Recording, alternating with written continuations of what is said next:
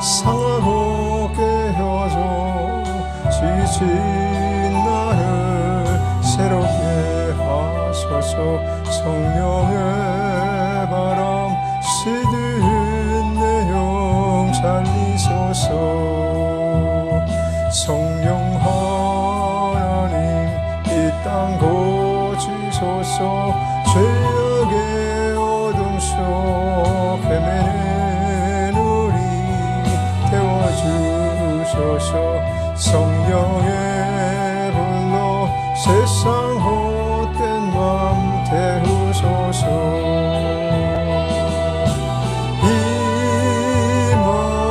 임하소서. 성령 하나님이시여 지금 이곳에 임하소서. 바람처럼 불처럼 성령이여 임하소서. 성령 하나님 나를 만지소서. 상하고 깨어져 지친 나를 새롭게 하소서.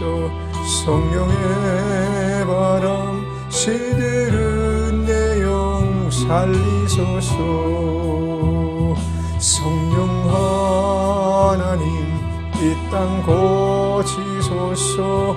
죄악의 어둠 속 헤매는 우리 태워주소서. 성령의 불로 세상 헛된 마음 태우소서.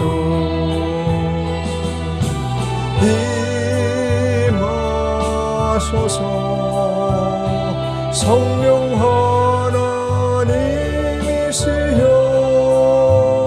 지금 이곳에 임하소서. 바람처럼 불처럼 성령이여 임하소서.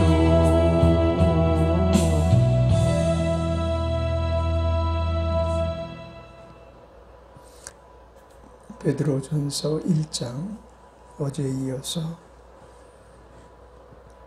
8절부터 시작하겠습니다. 8절부터 15절까지 우리 같이 한 목소리로 읽겠습니다. 예수를 너희가 보지 못하였으나 사랑하는도다. 이제도 보지 못하나 믿고 말할 수 없는 영광스러운 즐거움으로 기뻐하니 믿음의 결국 곧 영혼의 구원을 받음이라.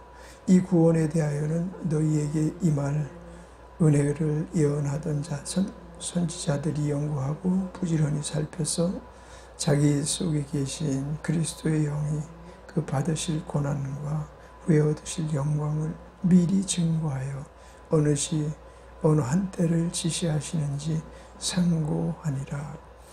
이 섬긴 바가 자기를 위한 것이 아니요 너희를 위한 것임을 계시로 알게 되었으니 이것은 하늘로부터 보내신 성령을 힘입어 복음을 전하는 자들로 이제 너희에게 고하는 것이요 천사들도 살펴보기를 원하는 것이니라.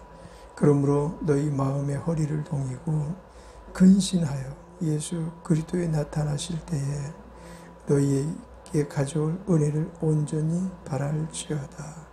너희가 순종하는 자식처럼 이전 알지 못할 때에 줬던 너희 사역을 본삼지 말고 오직 너희를 부르신 거룩한 자처럼 너희도 모든 행실에 거룩한 자가 되라. 아멘. 8절로 15절까지 읽었습니다.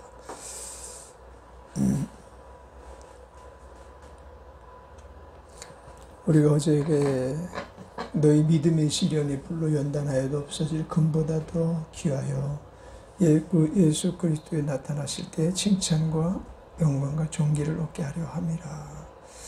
그래서 우리가 다짐한 바 있죠. 예수 그리스도 나타나실 때 늘 칭찬을 받은 사람이 되어야 되고 또 영광을 돌려드리며 우리 신분이 아주 존귀하신 예수님과 함께 더불어 존귀한 자가 되지 아니하면 그분의 나라 들어가서 유익이 없으리라. 우리는 언제나 믿음의 시련에 불로 연단해도 없어질 금보다 더 귀한 자라는 것을 알아야 됩니다. 금보다 더 귀한 자로 또 부르심을 받았기에 예수 그리스도의 복음에 참여한 자가 된 것입니다. 그래서 혹 시련이 와도 연단이 와도 금보다 더 귀한 우리들이기 때문에 우리 주님께서 보존하신 것을 의심 없이 믿고 하나님의 위로와 축복과 그리고 치유와 그리고 우리를 변화시키는 것에 대해서 의심하지 말아야 됩니다. 의심하지 말라. 아무리 믿고 간구하고 의심하는 자는 두 마음을 품은 자니 이런 자들은 주께 무엇을 받기를 생각지 말라. 야고보 사도는 그렇게 말씀하셨잖아요. 참 우리가 기도하고도 의심을 하고 또 믿습니다 하면서도 의심할 때가 많다는 것은 우리의 영적 문제가 있다는 것을 가리키는 것입니다. 왜냐하면 주께 무엇을 얻지 못하는 상태가 되어버리면 우리는 상당히 병이 들어있는 것인 것입니다.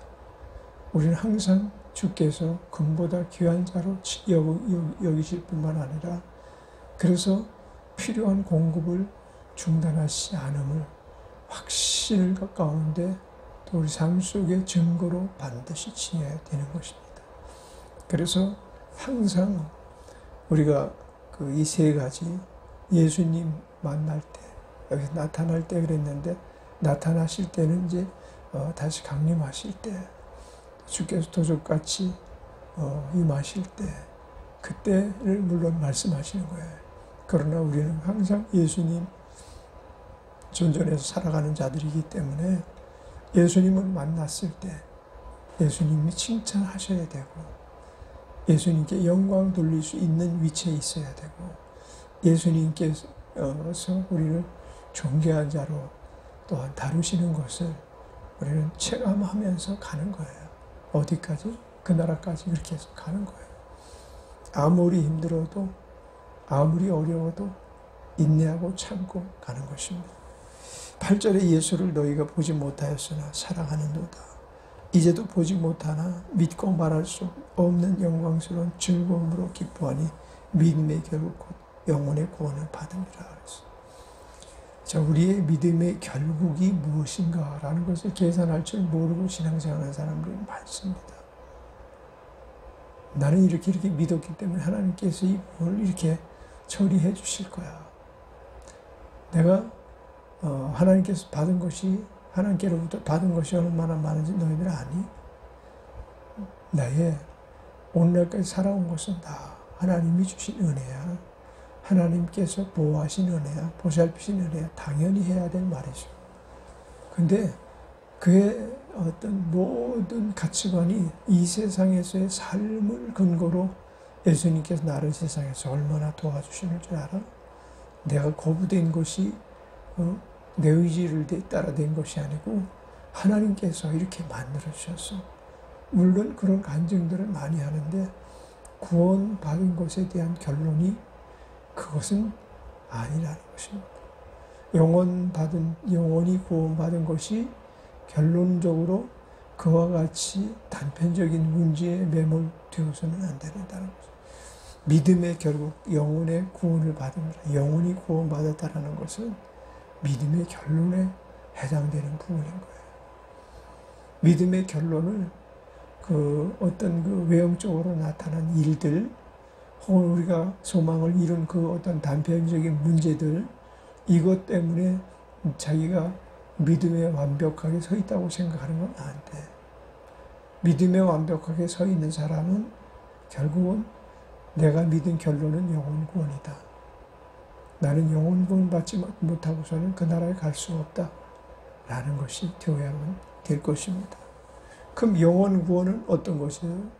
영혼 구원은 예수님께서 우리 모든 죄를 도말하시고 하나님 자녀 삼아주신 우리가 알고 있는 그 모든 것들이에요.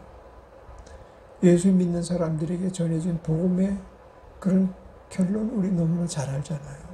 죄사함을 받았고 마귀의 종로로 타던 사람이었으나 이제는 하나님의 종으로서의 살아가는 사람들이 영혼 구원받은 사람들인 것입니다. 그리고 영혼 구원받으시면 결국 하나님은 우리를 종으로 구원하신 게 아니고 자녀로 구원하셨거든요. 그건 뭘 말하는가 하면 부리다가 사용하다가 버리는 그런 위치에 우리는 도달한 것이 아니고 주 예수님이 우리 죄의 속물로 우리 죄의 대속물로 죽으실 만큼 존귀한 자로서 그 존귀한 자라는 것은 어디서 우리는 알 수 있나요? 하나님 자녀라는 것입니다. 하나님의 종이라는 것, 하나님의 사역자라는 것이 우리를 존귀케 하는 것인 것입니다. 우리가 영혼을 구원받고 하나님의 자녀가 되었을 뿐만 아니라 이 땅에 아직도 하나님 자녀 되지 못한 마귀의 종노릇하는 자들과 영적 전쟁을 벌이는 자로서 우리는 다시 말하면 성직자들이에요. 성직자들은 성전을 치르는 자들이라는 의미에서 하는 말입니다. 모든 종교 속에는 성직자들이 있죠. 모든 종교 안에는 모두가 그런 그 안에서 어떤 직분을 받은 성직자들이 있죠. 그런 의미의 성직자가 아니고 성전, 다시 말하면 영적 전쟁을 치르는 자들로서 우리는 이 땅에서 죽어가는 영혼들을 끄집어내야 되고 병든 영혼들을 구원해내야 되고 주님께서 만나기 원하는 영혼들을 찾아내야 되고 또한 죄사함 받기 원하는 영혼들을 불러 초청하여 그들을 건져내야 되는 것입니다. 그런 일들을 해야 되는데 주님은 비둘기같이 뱀같이 지혜롭게 해라 이렇게 말씀하셨어요. 뱀같이 그러니까 막 사악하게 그런 일을 하라는 게 아니고 우리의 삶 속에 예수님께서 말한 두 가지가 좋은 의미에서 말한 것이 결코 사악한 오류가 있는 방법을 가지고 일해라라는 의미는 아니에요. 비둘기같이 온유하고 또 뱀같이 지혜로워라 이렇게 말했거든요. 뱀은 인간을 넘어뜨리기까지 한 존재예요. 뱀은 원수마귀예요. 사실은 인간이 원수마귀의 지혜를 따를 수가 없어요. 그렇지만 그 지혜는 오염된 지혜. 우리는 주께서 말씀하신 그 뒷부분을 생각해야 되죠. 지혜로워라. 미련하면은 사실은 복음 전하는데 결과를 낼 수가 없는 거예요. 하나님께서 능히 보호하실 수 있도록 자기를 관리해야 돼. 하나님께서 능히 쓰실 수 있도록 기회를 봐야 돼. 내가 그냥 무조건 막 불붙었다고 하나님 다 쓰시는 건 아닐걸. 오늘 우리는 우리 주님께서 얼마든지 쓰실 수 있도록 영원히 구원받은 자로서의 삶을 살아갈 수 있도록 잘 훈련하고 바울 사도도 3년 동안 훈련하셨잖아요. 막 처음부터 불같이 달려든 것이 아니고 하나님의 의도와 의중과 하나님께서 원하시는 바가 무엇인가 확신이 설 때까지 그러나 이 확신이 있으면 그는 죽음을 불사하고 그의 일을 감당했었죠. 또 아시아로 가고 싶었지만 하나님께서 그를 다른 곳으로 가라 하실 때는 다른 곳으로 가는 그냥 오직 주의 음성을 듣기를 원했고 주의 뜻이 무엇인지 분별하기를 원했고 주께서 쓰실 때를 기다리는 거죠. 주께서 함께 하신 것을 기다리는 거예요. 10절의 이 구원에 대하여는 너희에게 이 말 은혜를 예언하던 선지자들이 연구하고 부지런히 살펴서 자기 속에 계신 그리스도의 영이 그 받으실 고난과 후에 얻으실 영광을 미리 증거하여 어느 시 어느 때를 지시하시는지 상고하니라. 그러니까 그 그리스도의 영이 그 받으실 고난과 후에 얻으실 영광을 미리 증거하시고 어느 시 어느 때를 지시하시는지 상고하니라. 그 때를 기다리신 거죠. 어느 때, 어느 시. 지시할, 주님이 지시할 그 때를 마음에 묵상하셨던 거예요. 그리고 때가 이름에 예수님은 모든 탈의를 하신 가운데 대성물로서 십자가에서 온 인류를 구원하는 역사를 시작하십니다. 그 시작한 역사로 말미암아 온 인류를 구원하시고 그 구원에 이르게 하시는 그 일이 착수될 때 마귀의 마지막 때가 된 것입니다. 우리는 말세라 그러는데 말세는 초대교회가 이미 말세라고 증거하고 있어요. 초대교회 때가 말세였다는 거예요. 그러므로 너희 마음의 허리를 동이고 근신하여 예수 그리스도에 나타나실 때 너희에게 가져올 은혜를 온전히 바랄지어다. 마음을 근신하고 그리고 허리를 동이고 예수 그리스도에 나타나실 때 너희에게 가져올 은혜를 온전히 바라고 있어라. 우리에게 엄청난 것이 주어질지 우리에게 어떤 것이 주어질지 우리는 아무도 몰라요. 그러나 그것은 은혜라는 통로를 통해서 올 것은 틀림없어요. 왜냐하면 우리는 받을 자격이 없는 자들이니까. 무엇이든지 항상 은혜라는 통로로 옵니다. 믿음의 사람에게는 반드시 은혜라는 통로가 없이는 오는 게 없습니다. 그래서 항상 하나님의 은혜를 펼치실 때에 우리는 그것을 온전히 알고 받을 수 있는 자가 되어야 되겠죠. 너희가 순종하는 자식처럼 이전 알지 못할 때 줬던 너희 사역을 본삼지 말고 오직 너희를 부르신 거룩한 자처럼 너희도 모든 행실에 거룩한 자가 되라. 즉 은혜 받는 자가 어떤 삶을 살아야 하는지에 대한 언급인 것이죠.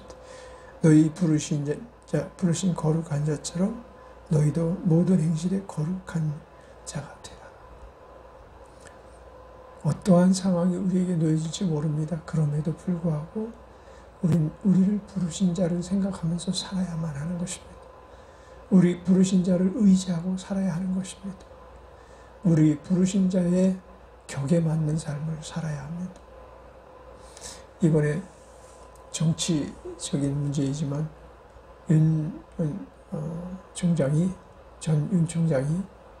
윤석열 총장이 대변인을 하나는 암묵적인 대변인을 세웠고 하나는 이제 정통적으로 대변인을 이제 임명을 했어요.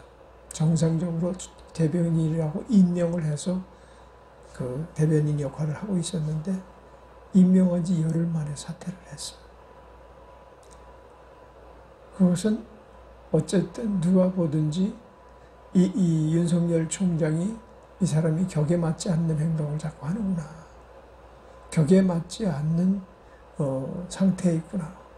라는 것을 아마 알았을 거예요. 그래서 어떻게 누가 사퇴를 했는지 쫓겨난 건지 아니면 또 한 사람이 이분과는 같이 있지 못하겠다라고 생각해서 사퇴를 했는지 모르겠어요.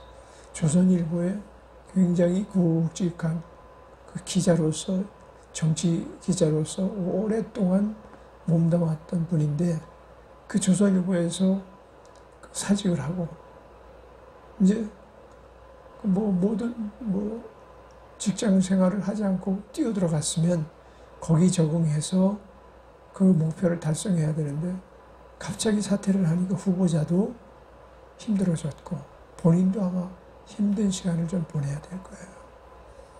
어찌됐든 자기 격에 맞는 일들을 할 수 있도록 격을 맞춰놓고 우리 주님 앞에 우리가 쓰여져야만 됩니다. 우리가 막 열정만 가지고 주님 내가 자원하는 마음으로 모든 일을 하겠습니다. 그러면 안 되고 정말 하나님 앞에 바로 서서 하나님께서 계속 우리를 쓰실 수 있도록 우리는 끊임없이 연단할 필요가 있고 끊임없이 자기를 훈련하고 시험을 인내로 극복하고 참고 기다리면서 주님이 주시는 은혜의 때를 맞이할 수 있게 되기를 주의 이름으로 축원합니다.